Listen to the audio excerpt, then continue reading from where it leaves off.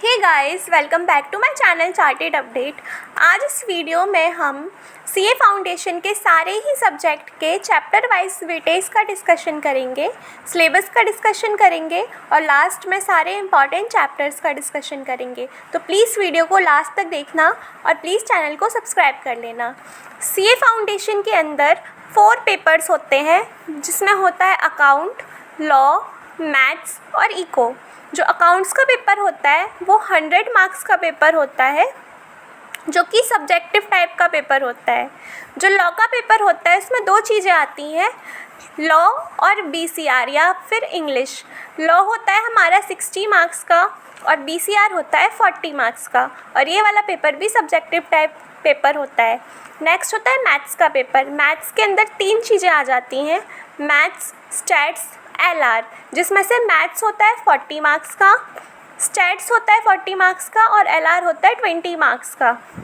ये जो पेपर होता है ये एमसीक्यू वाला पेपर होता है और इसमें नेगेटिव मार्किंग भी होती है। नेक्स्ट एग्ज़ाम होता है हमारा इको का। इको के अंदर भी 2 चीज़ें आती हैं, इको और बीसीके, जिसमें से इको 60 मार्क्स का होता है और बीसीके 40 मार्क्स का होता है।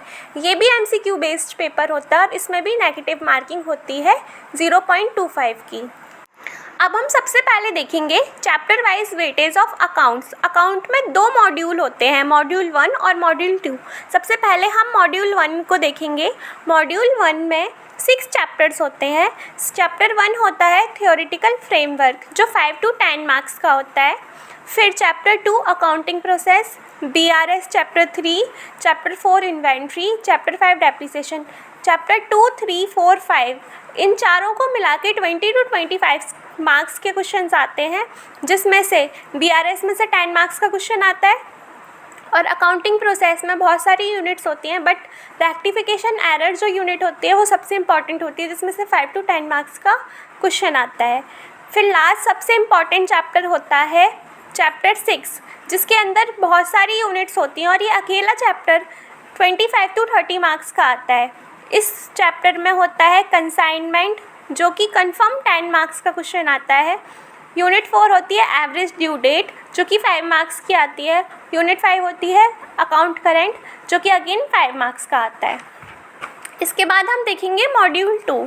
मॉड्यूल 2 में 4 चैप्टर होते हैं, जिसमें से chapter 7 final accounts, chapter 8 partnership account और chapter 9 NPO.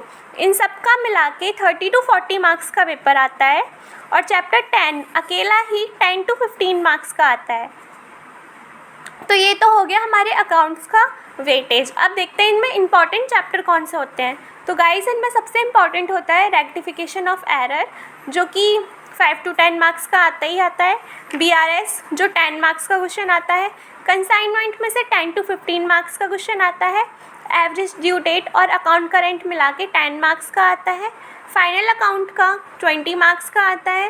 Company account 15 marks का, पार्टनरशिप 10 मार्क्स का और एनपीओ 10 मार्क्स का। तो ये सारे ही चैप्टर बहुत इंपॉर्टेंट हैं, आप इनको बिल्कुल भी छोड़ के ना जाएं, इनको पक्का ही पक्का कर लें। अब आगे हम बात करेंगे लॉ की, पर उससे पहले अगर आपने वीडियो को लाइक नहीं किया और चैनल को सब्सक्राइब नहीं किया तो प्लीज़ सब्सक्राइब करो। अब देखते हैं हम लॉ के पेपर के अंदर 2 चीज़ें होती हैं, लॉ और बीसीआर, जिसमें से लॉ 60 मार्क्स का और बीसीआर 40 मार्क्स का आता है। सबसे पहले लॉ देखते हैं। लॉ में 5 चैप्टर्स होते हैं हमारे, जिसमें से फर्स्ट चैप्टर में से 15 to 21 मार्क्स का आता है। सेकंड चैप्टर में से 12 to 15 मार्क्स का। थर्ड चैप्टर में से 12 to 15 मार्क्स का। फोर्थ चैप्टर में से 3 to 6 मार्क्स का और फिफ्थ चैप्टर में से 9 to 12 मार्क्स का। इसमें थर्ड चैप्टर और 5 चैप्टर इजी होता है, जो कि आपको 12 to 15 मार्क्स देता है ईच। तो प्लीज़ आप ये दोनों चैप्टर कर लो। वीवीआई चैप्टर है इसमें चैप्टर 1, जो कि अकेला ही आपको 15 to 21 मार्क्स देता है, बट ये थोड़ा टफ लैंग्वेज का होता है, पर फिर भी आपको सारे चैप्टर करके जाने हैं। फिर नेक्स्ट हम बात करेंगे बीसीआर की। बीसीआर में टोटल होते हैं 13 चैप्टर्स, जिसमें से फर्स्ट चैप्टर जो होता है कम्युनिकेशन, इसमें से आपका 4 to 6 मार्क्स का आता है। सेकंड चैप्टर और थर्ड चैप्टर में से मिला के आपको 8 to 12 मार्क्स का आता है। फोर्थ और 5 चैप्टर मिला के आपको 8 to 12 मार्क्स का आता है। फिर इसके बाद हमारी राइटिंग शुरू हो जाती है, राइटिंग सेक्शन, जिसमें से चैप्टर 6 से लेके चैप्टर 13 तक 14 to 60 मार्क्स का पूछा जाता है। इसके बाद आता है हमारा मैथ्स। मैथ्स में 3 चीज़ें होती हैं, मैथ, एलआर और स्टैट्स। मैथ अकेले में से 40 मार्क्स का पूछा जाता है, जिसमें हमारे 8 चैप्टर होते हैं। उसमें से chapter 1, 2, 3 ratio, proportion, indices, logarithm, equation, matrices, linear equality, इन तीनों में से मिला के 8 to 12 मार्क्स का पूछा जाता है। फिर होता है चैप्टर 4, जो कि बहुत ज़्यादा इंपॉर्टेंट होता है, टाइम वैल्यू ऑफ मनी। इसमें से 12 to 16 मार्क्स का पूछा जाता है। नेक्स्ट होता है हमारे chapter 5, permutation combination, chapter 6, sequence series, AP and GP, chapter 7, set relation and function, chapter 8, differentiation, integration and calculus, जिसमें से हमें 12 to 20 मार्क्स का पूछा जाता है। अब बहुत सारे स्टूडेंट्स को चैप्टर 8 बहुत ज़्यादा टफ लगता है, तो आप चाहें तो उसको छोड़ के भी जा सकते हैं, क्योंकि ये बहुत हार्ड भी होता है और इसमें से सिर्फ on an average 3 to 4 marks का पेपर आता है। तो अगर आप इसको छोड़ के बाकी सारे चैप्टर्स को अच्छे से तैयार करते हो तो भी कोई प्रॉब्लम नहीं है। इसके बाद हम बात करेंगे लॉजिकल रीजनिंग की, जो कि 20 मार्क्स की आती है और जो इतनी ईजी होती है कि आप इसमें ईजीली स्कोर कर सकते हो।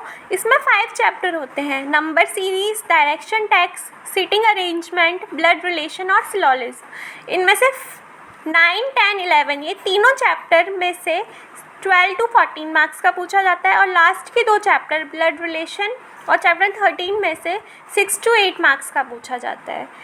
इनको तो आप अच्छे से ही कर लेना, क्योंकि ये बहुत ज़्यादा इजी होते हैं और इजीली आपको मार्क्स स्कोर करवा सकते हैं और आपको पासिंग में भी बहुत ज़्यादा हेल्प कर सकते हैं।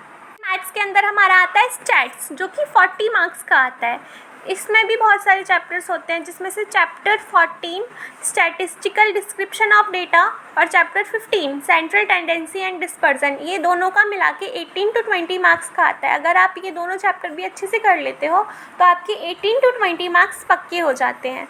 फिर चैप्टर 16 और 17, प्रोबेबिलिटी और थ्योरेटिकल डिस्ट्रीब्यूशन, इन दोनों में से आपको 10 to 12 मार्क्स का क्वेश्चन आता है।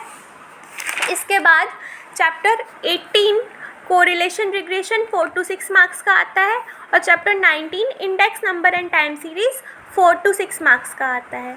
तो ये भी आप कर सकते हो। इनमें इंपॉर्टेंट चैप्टर कौन से हो गए, हमारे मैथ्स पेपर नंबर 3 में इंपॉर्टेंट चैप्टर्स होते हैं chapter 4, chapter 9, chapter 10, chapter 11, chapter 14 और चैप्टर 15। अब हम बात करेंगे eco and BCK paper number 4 के बारे में, जिसमें से इको 60 मार्क्स का पूछा जाता है और बीसीके 40 मार्क्स का पूछा जाता है। सबसे पहले हम देखते हैं इको में होते हैं हमारे total 5 chapters, nature and scope of economics in business, जिसमें से हमारा 9 to 12 मार्क्स का पेपर आता है।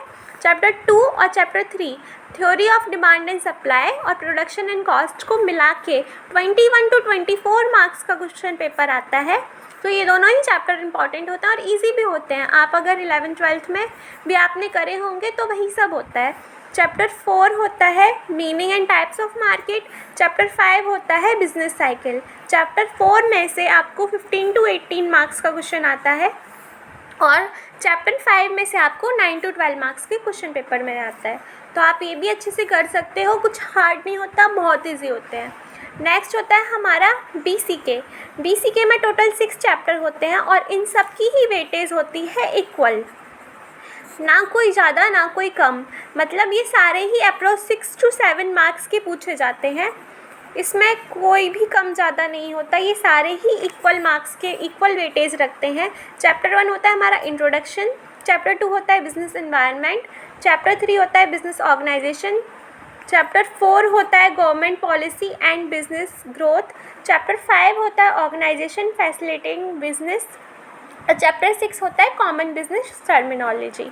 तो ये हो गया हमारा सीए फाउंडेशन का सारा सिलेबस और चैप्टर वाइज वेटेज। तो अगर आपको मेरा वीडियो अच्छा लगा हो तो प्लीज़ इसको लाइक कर दो और अगर अभी तक भी आपने चैनल को सब्सक्राइब नहीं किया है तो किसका वेट कर रहे हो, सब्सक्राइब करो और नोटिफिकेशन बेल आइकन को भी दबा देना, क्योंकि हम इस चैनल पे बहुत सारी अपडेट्स और नोटिफिकेशन भी लेके आते हैं। तो प्लीज़ चैनल को सब्सक्राइब करके नोटिफिकेशन बेल आइकन प्रेस कर दो ताकि आपकी कोई भी इंपॉर्टेंट अनाउंसमेंट या अपडेट मिस ना हो।